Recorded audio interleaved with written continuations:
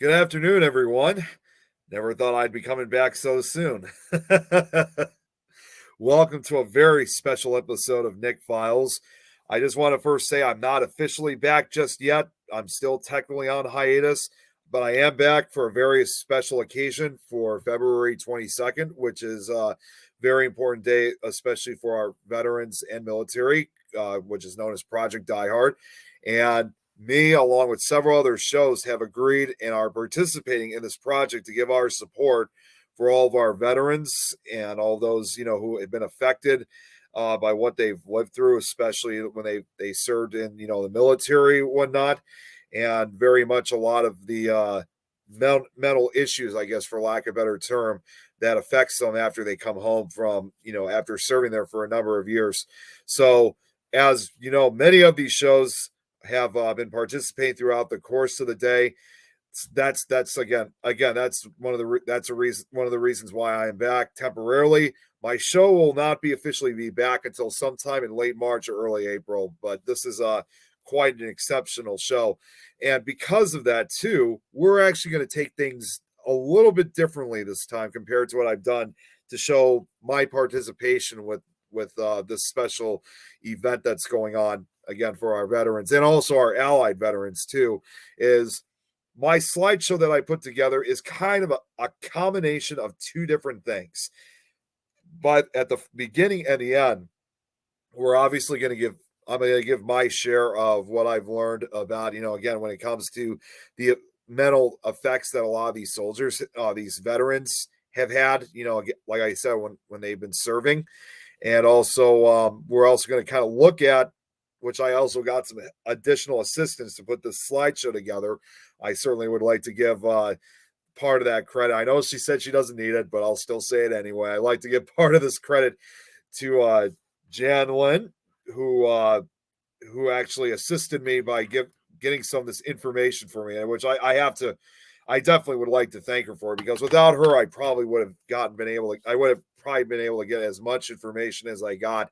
But honestly, even with the information that I did, and also my mom helped me out too. So thank you very much for that as well. Um, Before we get started, I just want to also say too that in spite of the information that I was able to collect from my mom, Jan, as well as finding some stuff myself, even the information that I found was relatively limited. So I tried my absolute best to try to add as much info as well as many pictures to kind of add to the slideshow. So I do apologize in advance if I didn't really add anything in beforehand, but I did add a few snapshots of certain things that I thought were important. So it's still going to follow on the lines of how I usually do my slideshows. It's just going to be obviously much different. And again, I just only had so much time to gather a lot of this information. Well, excuse me, a lot of the information and pictures to add to the slideshow. So hopefully you guys will find this very fascinating. I really hope so, because I really worked hard throughout a good portion of the night last night and this earlier this morning to put this together. And also for anybody who's watching, just so you guys know, this current show is currently being pre-broadcasted. So anybody that does comment later when this does eventually get broadcasted onto Things Network, Pack Channel, among the other networks I'm a part of, I will not be able to respond to it because obviously, like I said, it's pre-recorded. So don't think that I'm ignoring comments. I'm doing this now, and this will be broadcasted later. So just want to make things clear on that. But without further ado, let's get started. And hopefully, with the amount of information I got, this should last for at least a good 45 minutes to an hour. So let's get started. Here we go. All right, now let me go through this whole thing. I have to start doing this all over again to make sure that it's being shown. I hope so. Okay, so I just want to make sure this is working correctly, because since I'm not doing this since I'm pre-broadcasting it, I can't see it from my phone, obviously. So see. Yep. Okay, we're good. It's showing. Right now, how do we get back? In spite of what I'm going to present, I obviously still kept the title to still kind of keep the originality of how I usually do things with these slideshows. But like I said, this is what I'm going to be calling the Project Die Hard 2024 global support for our veterans. And like I said, it's not only just focused for our American veterans. It's also for a lot of our allied forces veterans. I mean, allied forces veterans who've served, especially those who have been involved in NATO, especially those in NATO, but even those outside of NATO, we give that support. And Jan actually gave me kind of a good idea.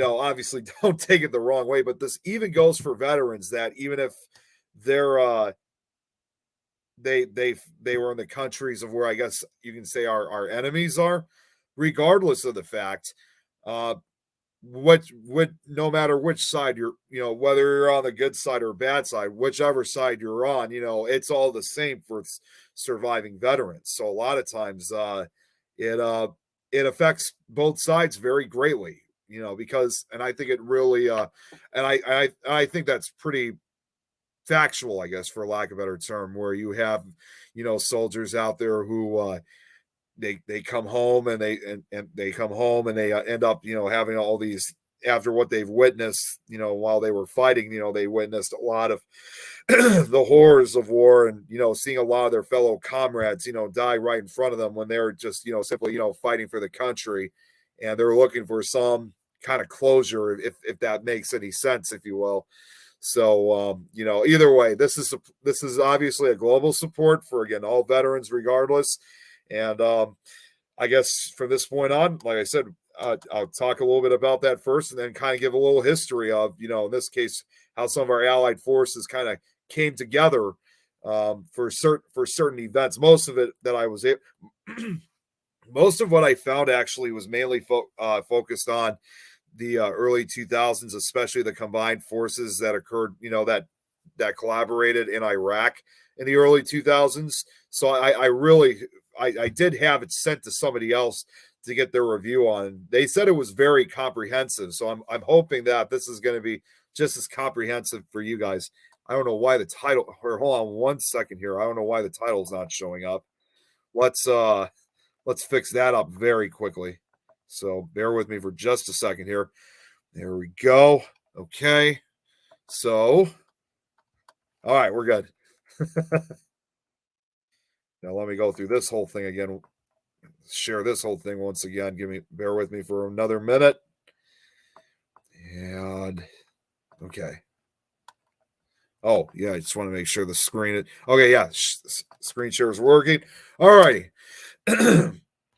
So when you think of, so obviously when it comes to, again, certain things for veterans, who have, had gone through a hell of a lot, while they were serving, in the military or the Marines or the Army, there's always a good likely chance for maybe not exactly everybody, but for a lot of them to have a lot of mental health issues, even possibly homelessness, and believe it or not, even suicide. But the greatest difference among the countries is probably the delivery of mental health programs and services, as they must be coordinated with the healthcare system in each country. To give a couple examples, Canada's federal, sorry, just got a message. Canada's federal system poses challenges that do not exist in New Zealand, and the lack of a universal healthcare system in the United States requires a parallel system of health institutions that Canada no longer needs.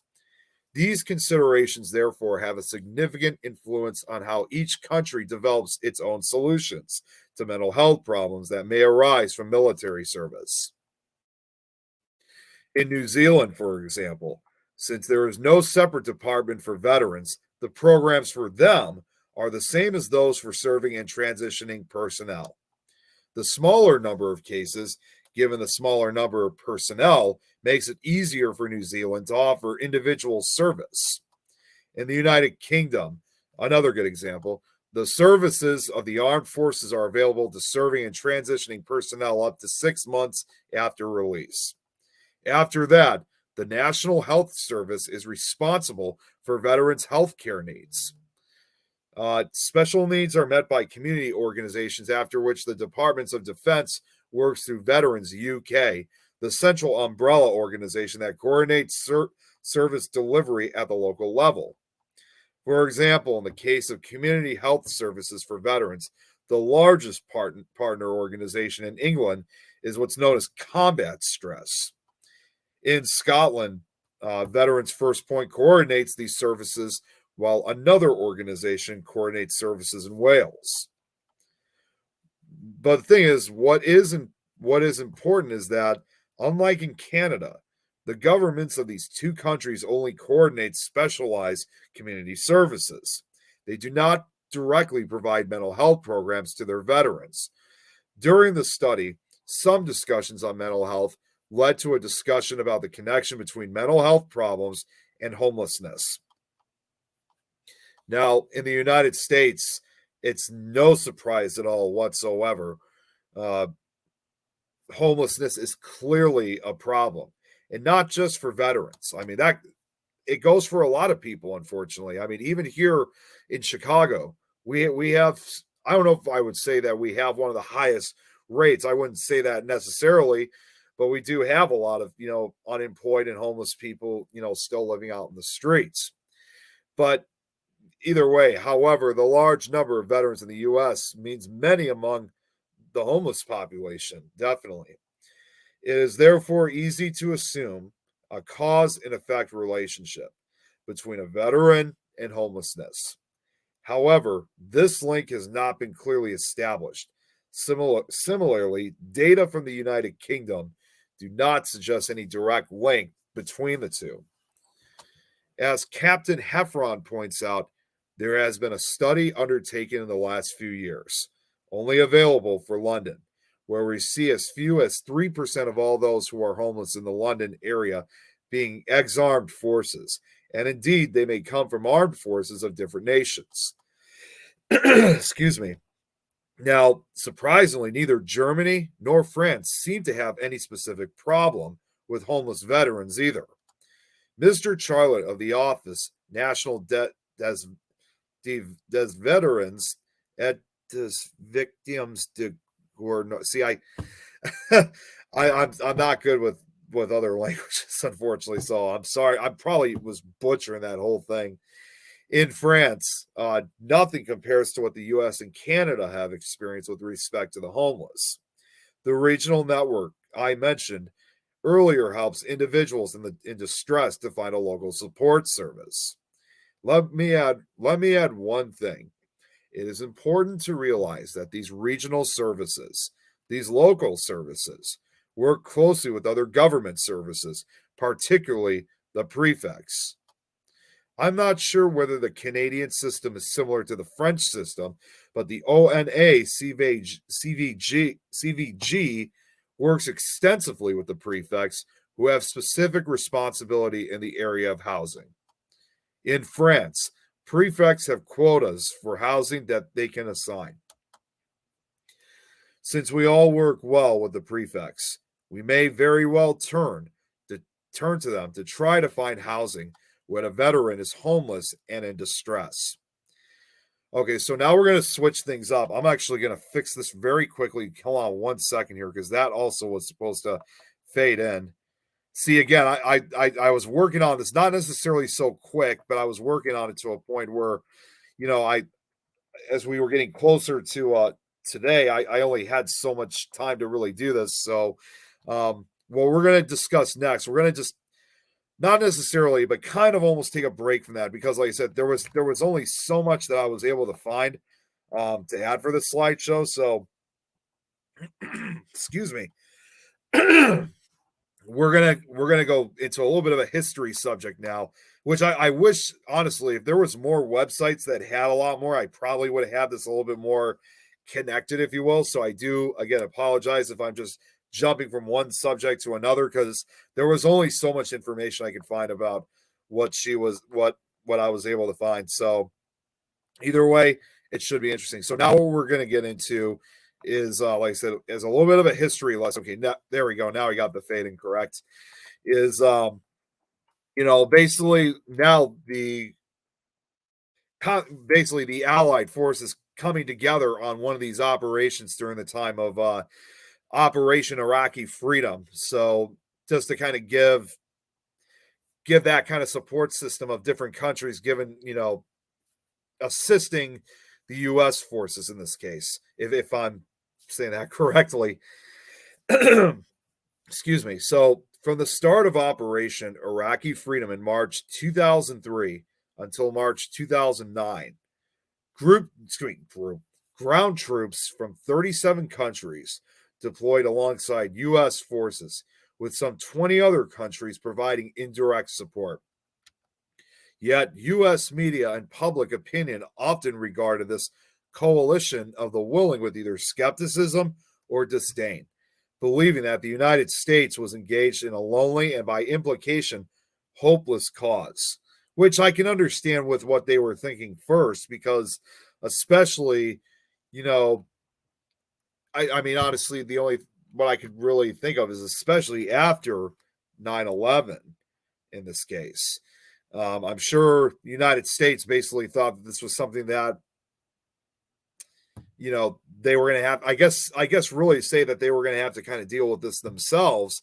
But either way, it was still incredible that many other countries decided to deploy their forces during the start of Operation Iraqi Freedom.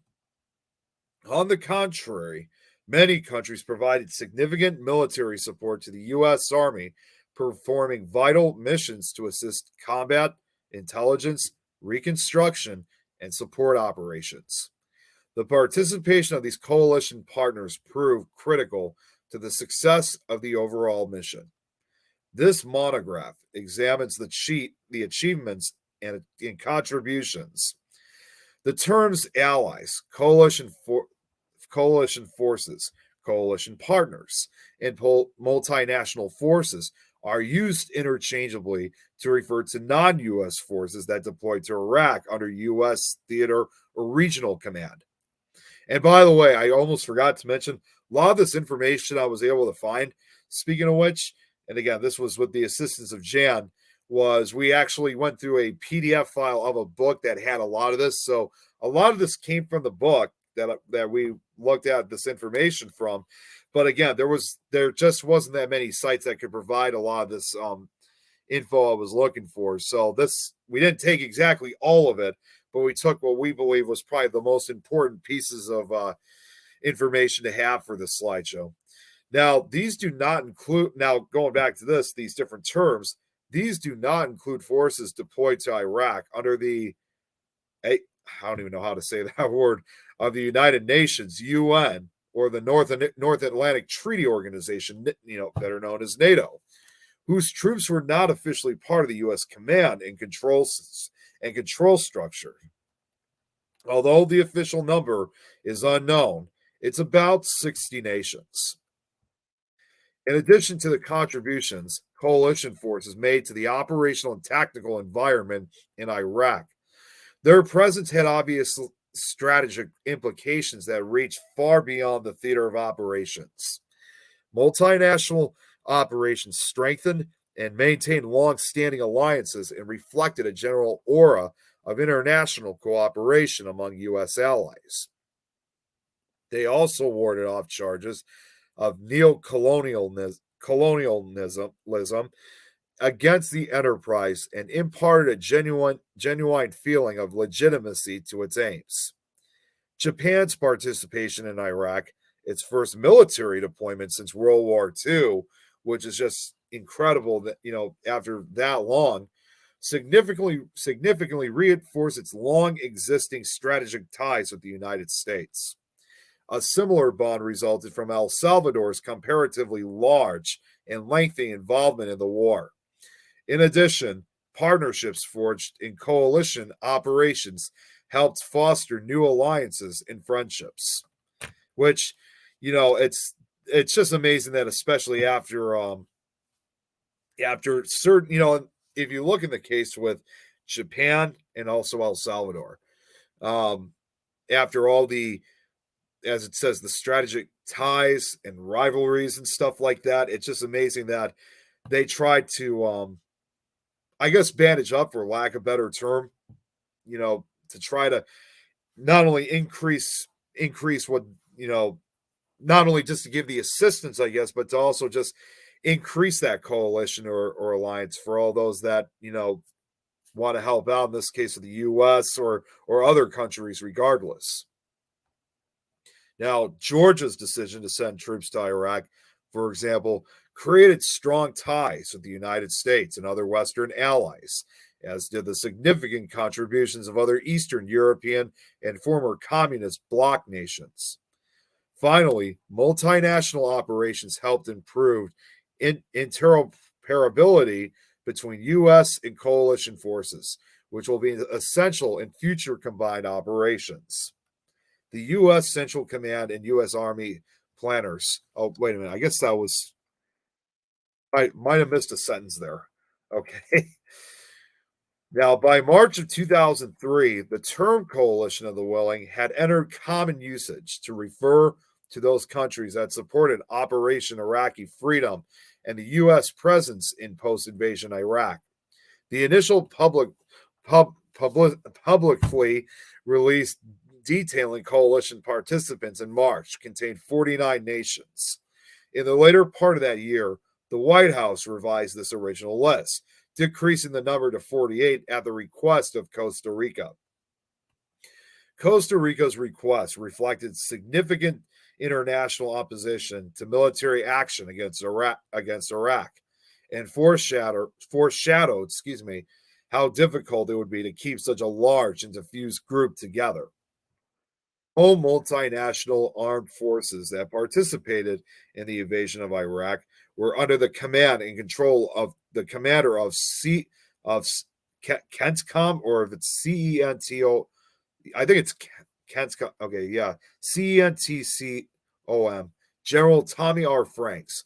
Although national chains of command remained strong, CENTCOM, a U.S. regional combatant command established in 1983, had plenished in operational control of U.S. operations in the Persian Gulf from Egypt to Pakistan. It was a U.S. joint command consisting of land, sea, air, and special operations forces. Each of these components was under the combined forces led by General Franks. American and other allied nations' ground forces in CENTCOM served as part of the coalition. Forces Land Component Command, CFLCC, headed by Lieutenant General David D. McKernan. CFLCC consisted of two U.S. Corps level headquarters, the U.S. Army V Corps and the I Marine Expeditionary Force. Allied forces, specifically the British 1st Armored Division, served directly under the I think it's supposed to be the 1st Marine Expeditionary Force during the ensuing operations. Meanwhile, Special Operations Forces of the United Kingdom, Australia, and Denmark, according to most reports, became part of the U.S. Combined Forces Special Operations Component Command, or better known as the CFSOCC, another subordinate headquarters of CENTCOM. And this is actually, okay, so right here, this is actually the first chart that I was able to find, the Coalition Forces Land Component Command and U.S. Combined Forces Special Operations Command as of May of 2003. It's still, from what I heard, I mean, if I'm saying this correctly, it still kind of looks the same, but you're going to notice some changes, though, as we press on. So obviously you got the second Secretary of Defense up here, U.S. Central Command down here, Coalition Forces Special Operations Component, which was led by the United States, and the Coalition Forces Land Component Command, which also was led by the United States. Most of these here, as you can see, were led here by the U.S., except for the Combined Joint Special Operations Task Force West. Yes, it was still led by U.S., but it looked like the secondary was also Australia and the U.K., and the 1st Armored Division was led by the United Kingdom also.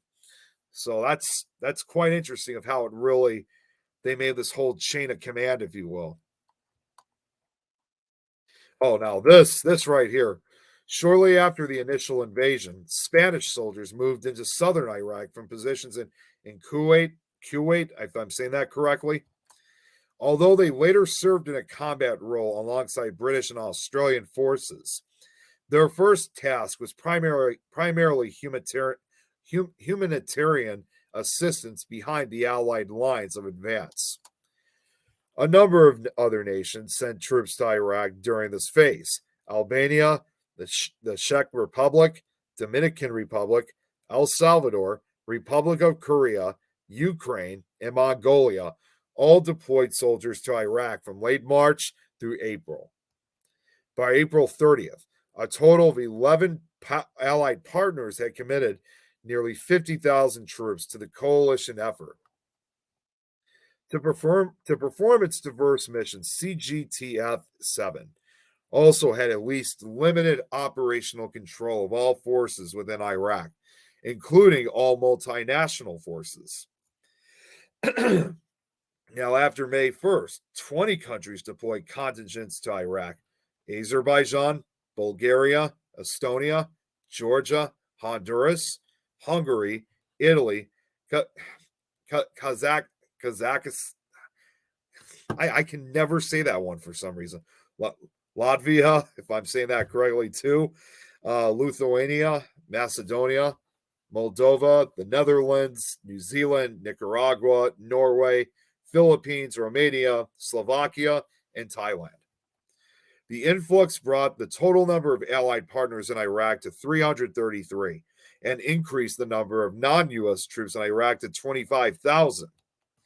Key to the second expansion was UN Security Council Resolution 1511, passed on October 16th, which officially authorized the creation of a multinational security force in Iraq and urged UN member states to contribute to the force and the reconstruction of Iraq. More nations sent troops after the UN approved the resolution because it provided international legitimacy to the effort. Allied partners played the major role in several of these multinational divisions. The British, who provided the second largest contingent of forces in Iraq, took the lead in MNDSE and provided command and control for a large number of coalition forces in southeastern Iraq, including those from Italy, Australia, Romania, Denmark, Portugal, Czech Republic, and Lithuania. Poland, the third largest troop contributor, took the land in MNDCS, which included troops from the Ukraine, the so-called Plus Ultra Brigade, MNBPU, also known as the Brigada Hispano-Americana, composed of troops from Spain, Dominican Republic, El Salvador, Honduras, and Nicaragua, as well as forces from Kazakhstan. I can't say that one. Latvia and Mongolia. MNDNE, under the lead of the Republic of Korea, stood up in September 2004 after Seoul agreed. I never really figured out how to pronounce that one. Agreed to significantly increase its troop strength and undertake reconstruction and humanitarian efforts in northern Iraq. Now, that's quite amazing that these other allied forces that were added to this, I mean, it was like it just got bigger and bigger, which really goes to show about this kind of, I guess if you want to call it global support, of assisting again these different countries. It's just absolutely incredible.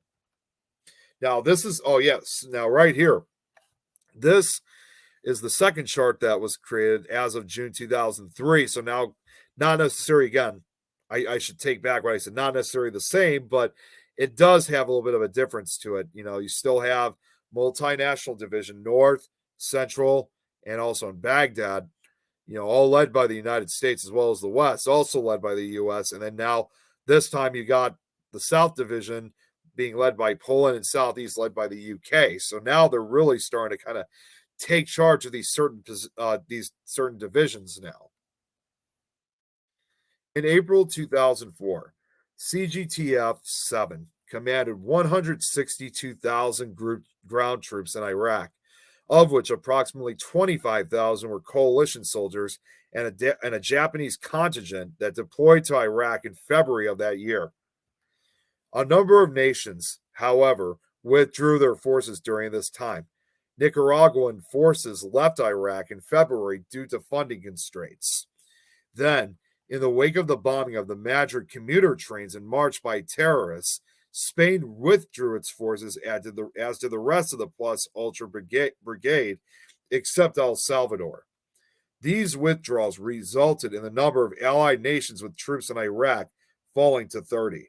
So, unfortunately, I mean, it's not really surprising that, even when you have all these different allied nations coming together to fight, you know, unfortunately, some of them will eventually withdraw because, again, for a number of various different reasons, as you can see right here. So it's not surprising the least bit at all. In part, as a response to the deteriorating situation on May 15th, less than 11 months after CJTF 7 stood up, CENTCOM replaced it with two new commands: Multinational Force Iraq, MNF, or better known as MNFI, and Multinational Corps Iraq, MNCI. General Sanchez, the CGTF 7 commander, led MNFI until July 1st, when General George W. Casey replaced him, while Lieutenant General Thomas F. Metz took command of MNCI.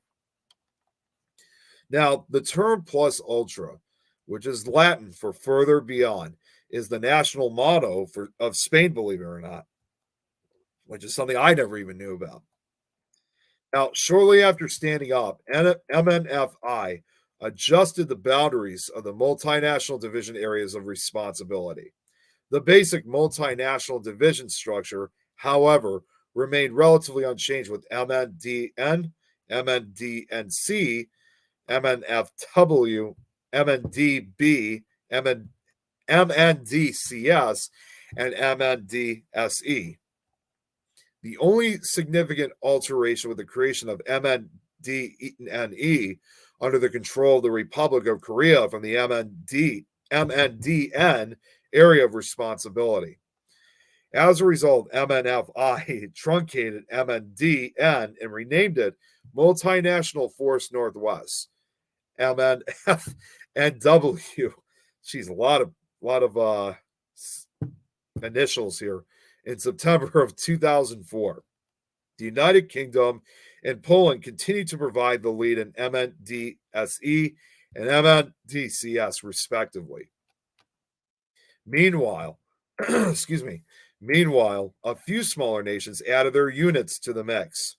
Tonga deployed a small contingent to Iraq in June 2004, and Armenia deployed its first forces, 50 personnel, in February 2005.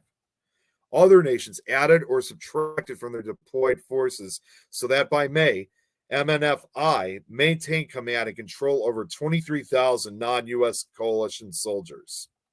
This was only 2,000 fewer soldiers than before CJTF 7 stood down the previous year.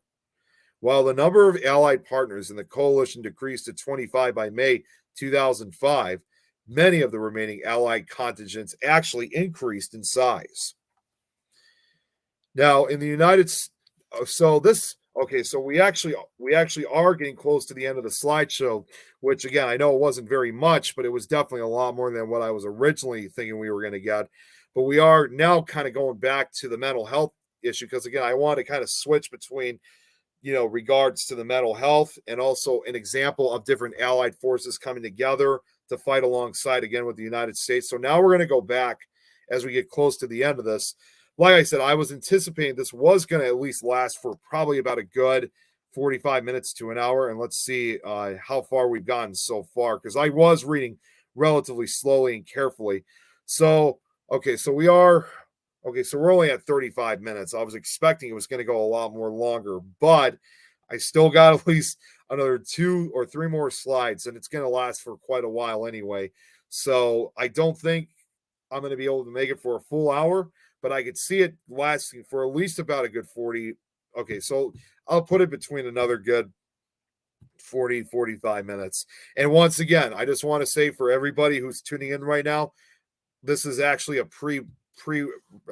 pre-record broadcast, so I'm not actually live as of right now.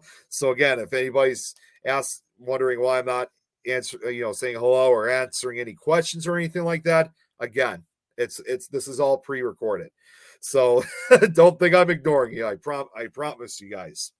So, anyways, to get things as we get close to the end of this, but still have a little bit more to go.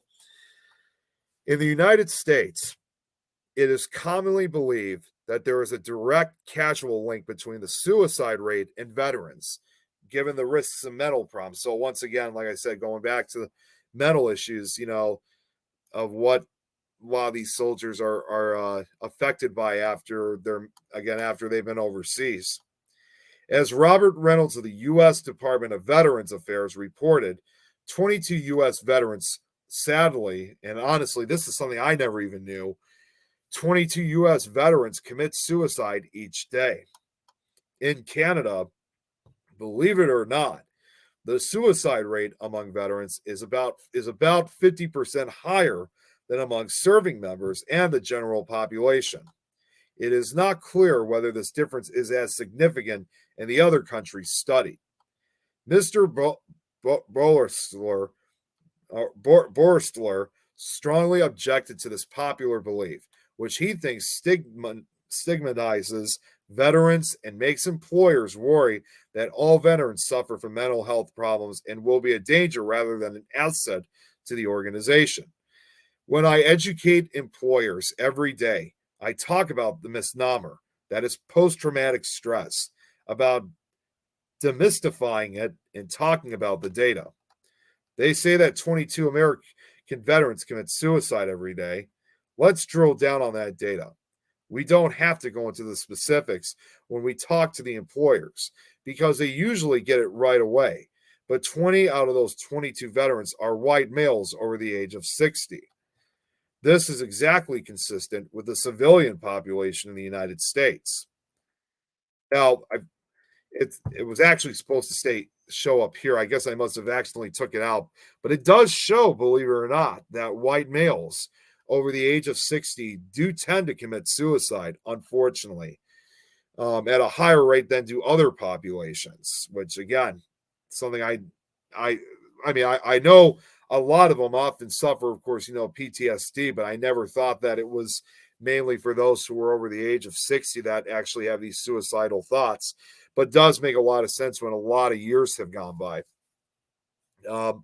In order to prevent further mental health issues from occurring in their transition and reintegration into civilian life, we need to focus more on the employment and career transition instead of putting more dollars and media attention and efforts into explaining why veterans are broken, rather than why we're civic assets and we will be the best employees at your company. This statement offers some food for thought. Just because a veteran committed suicide does not mean he committed suicide because he was a veteran.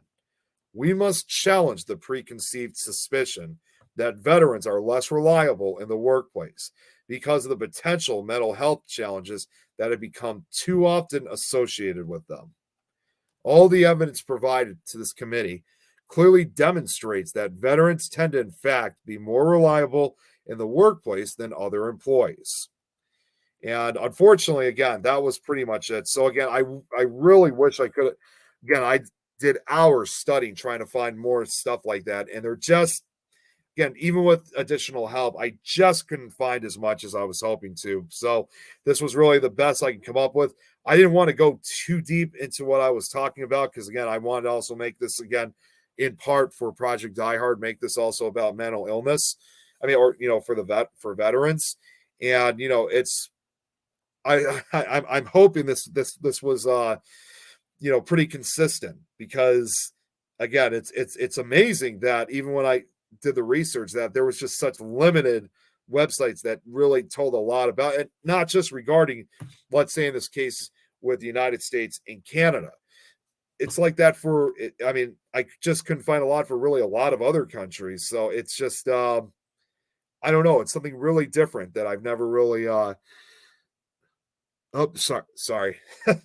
Actually just got a message from Jeremy. So I guess I'll answer that right after I get off here. But yeah, it's just, it's just something that it's just kind of strange that, I mean, there are websites like where they can offer, support for veterans, whether it's again here in the United States or, in Canada as well as other countries, but there's not very many websites that really kind of give a lot of description about how a lot of these how effective these veterans are, after they've served overseas or they fought in these wars. It's just I don't know. It's just something relatively unusual, and it's definitely something that I think should definitely be looked upon. To kind of be more studied, I guess, for lack of a better term. And it's a very important thing because we kind of do have to look at things, in this case, from the veterans' point of view, because you can never really understand what they have gone through, especially when they've served again, whether it's military or the Marines or even the Navy, or but more, I guess I'll say more for the like Marines and military. And we've often heard stories time and time again for those who served, who have fought in these wars. They observed the wars and horror, the horror and wars, excuse me. And it must be very, very difficult for them to comprehend. Obviously, as a grandson of two World War II veterans and also a relative of a few veterans who have also served in Vietnam, not necessarily both of my grandfathers, they didn't although they both served in World War II, they didn't actually witness a lot of the fighting itself. But in the case with, I don't know fully, but with some of my distant relatives who have served in Vietnam, I certainly cannot imagine what they gone through. And although I haven't seen most of them for a while, even though they seem to be living a very normal life, I'm sure that deep down inside, that effect is still very, very real for both, for even after all these years. So nonetheless, it sticks to you forever, regardless. It will never go away. Again, that's why we have something that's called PTSD. Well, I wouldn't say that's why, but a lot of these soldiers, indeed, they do suffer PTSD, and later in life, from what now I learned, is that they do often have these thoughts.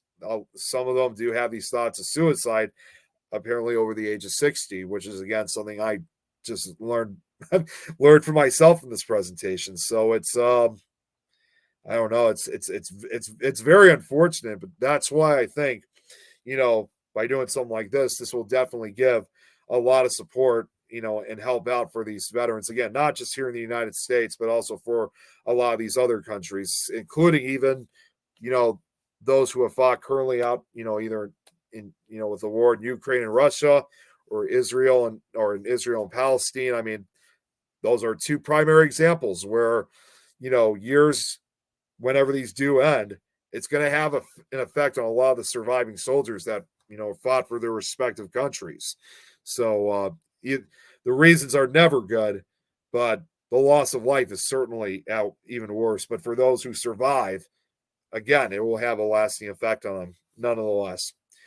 But anyways, again, I know this wasn't really a very long one, but we did manage to make it almost to the 45-minute mark. So this actually did work out pretty well. I'll message him later. I definitely would like to thank Zach of Pack Channel, of course, all the other shows on the other networks I'm a part of. But I guess in this case for Zach, I definitely would like to thank him for allowing me to take part in this, bring this special Nick Files on for Project Die Hard, to give my support and to give my information out. I took part in it last year, if you guys remember. I did the year before.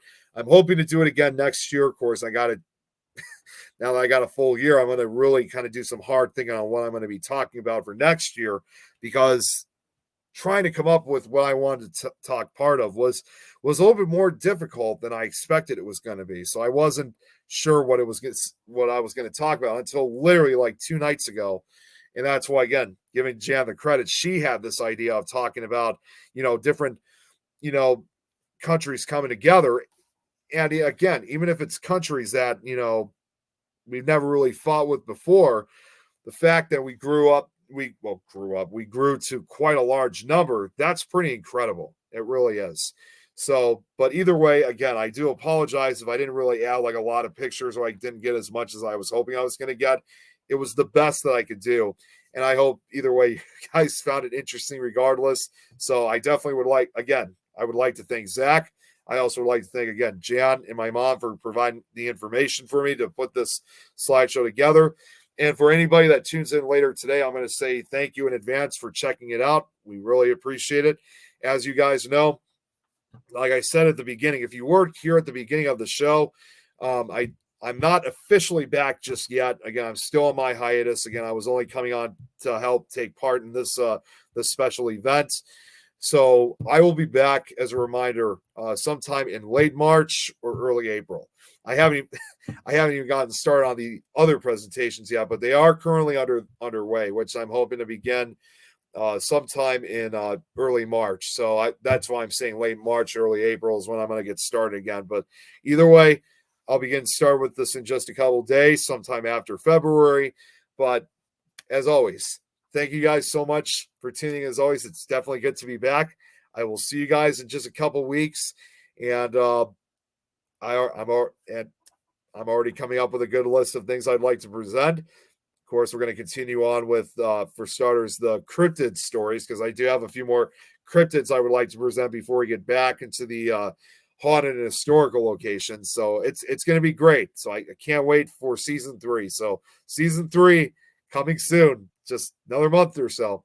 But again, thank you everybody so much, and I'll see you again real soon. And Zach, thank you once again for letting me take part in this. You guys all have a great night.